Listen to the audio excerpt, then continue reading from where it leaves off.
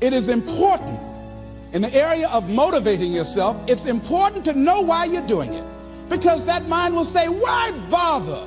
Why go through all this? This is too hard. No, throw in the towel. It's not worth it. Has it ever said that to you before? Here's how you can handle that. Here's how you override that. Write down 5 reasons why you deserve it. Why do you deserve what you want? Why you? Why do you deserve it? What meaning and value will it bring to your life? What's so different about you that you deserve your goal or this goal? And when you write down those 5 reasons, when you have some down moments, and you're going to have them, when that conversation starts talking to you, and it's going to talk to you, what you will do is you can pull that out and read it, and it will build you up. It will be your rod and your staff to comfort you through some challenging moments, because you're going to have some. Life will knock you between the eyes. It will catch you on the blind side, come out of nowhere, stuff you can't anticipate that will knock the wind out of you. You want to give up. That's why it's important for you to work on yourself, listening to tapes, building yourself up, talking to yourself with power, feeling, and conviction, building yourself up day in and day out, because it's coming. Life will send you some curves you cannot anticipate.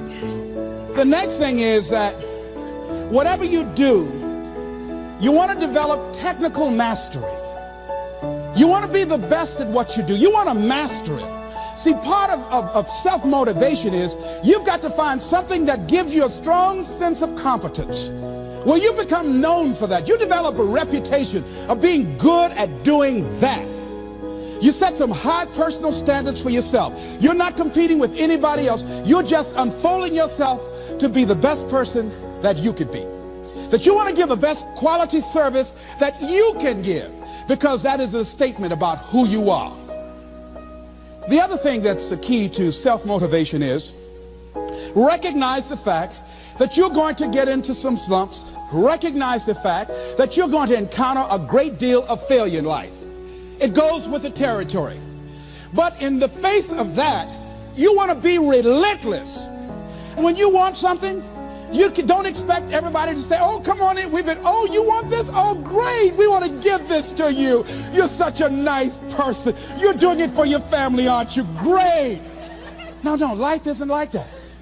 No, many doors will be closed in your face. Many loans that you will want. And they'll say, no, you don't have enough collateral. You don't have enough credit. And most people will give up. But you've got to decide that I'm going to be fearless. I refuse to be denied. And I'm going to go all out. I'm going to be relentless. I don't care how many no's I encounter. I like something Isaiah Thomas said when he was getting ready for a basketball game. He said, I'm going to either shoot us in or shoot us out, but I'm not going to not do anything. And that's the way to go. You can't make a basket unless you shoot the ball. You can't hit a home run unless you take a swing at it. Most people won't even take a swing. Well, I probably won't make it anyhow. That's the conversation within. They probably won't give it to me anyhow. If you want something, you've got to be relentless. You've got to decide, I deserve this, and I'm going to have it. And you go all out to get it. That drives you. The next thing is that when you want something out of life, you've got to be willing to go into action. Don't wait around for things to be just right. Don't wait for things to be perfect. Don't wait for the ideal situation. It will never be ideal. There will always be a reason. Well, as soon as the children grow up, or as soon as I pay my bills, or as soon as I get my divorce, as soon as I get enough money together, do what you can, where you are with what you have, and never be satisfied.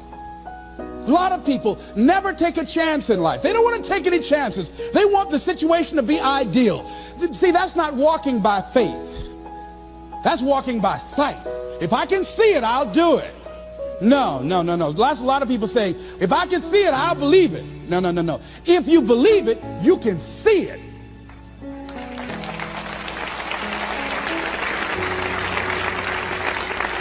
And don't be disturbed because no one else can see it.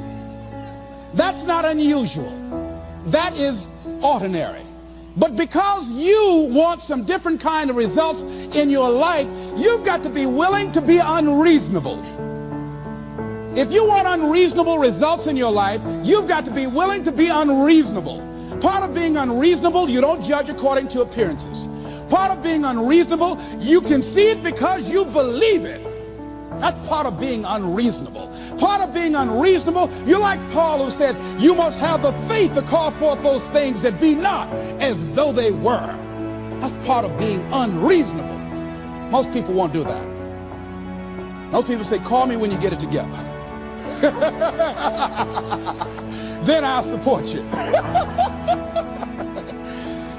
The other thing is that one of the keys to self-motivation that empowers you is that you want to find a cause larger than yourself. Find something that you can contribute to. Find something that you can make a difference because you can.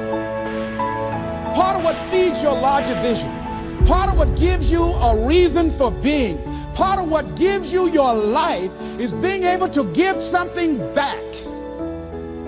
Say, I can't afford to give anything. You can't afford not to give. Give your time. Give your talent. If it's nothing, just to go over there and lick envelopes. I don't know exactly what I'm going to do, but I'm going over there. It's part of my tithing in the universe. Once you develop that special sense of mission, and that's what you develop when you're part of a larger cause than yourself, it drives you. You don't need an alarm clock to get up in the morning.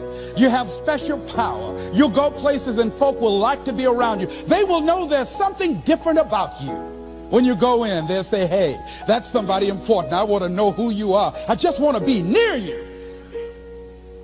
That energy that you have, that consciousness that you will embody will affect everybody around you. The next thing is that you want to create a home court advantage for yourself. You've got to be aware of who you have around you. So you want to be selective. Have friends that will enable you to grow. I have friends that help me to grow spiritually. These are my spiritual friends. I talk spiritual stuff with them. I have some other friends who are just intellectual friends. They make me grow intellectually. They make me stretch. I have some professional friends. I'm a member of the National Speakers Association. I get together with other speakers and we learn from each other and we grow from each other.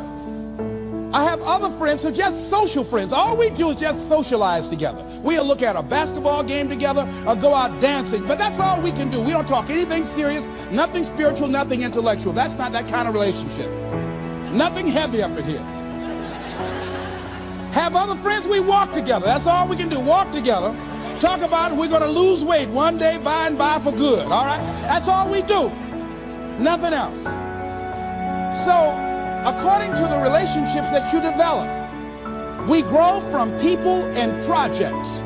And the relationships that you develop can enhance and can enrich your life, or they can drain you. I know many talented people who had a great deal of potential, but because they didn't surround themselves with other people that will inspire them to transcend themselves, they never realize their greatness, and they will end up going to their grave with all their good stuff still in them.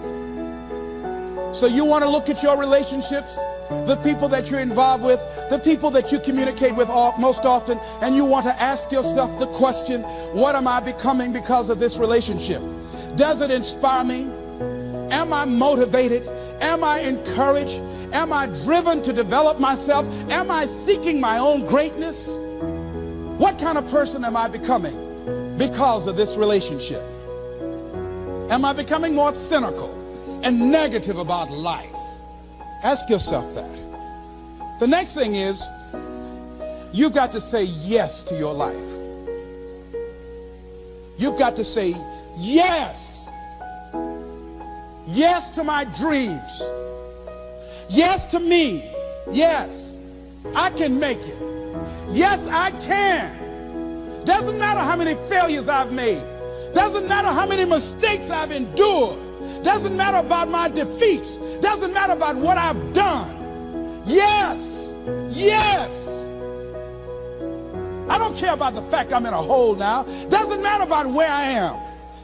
Yes, the last chapter to my life has not been written yet. If you judge me now, you'll judge me prematurely.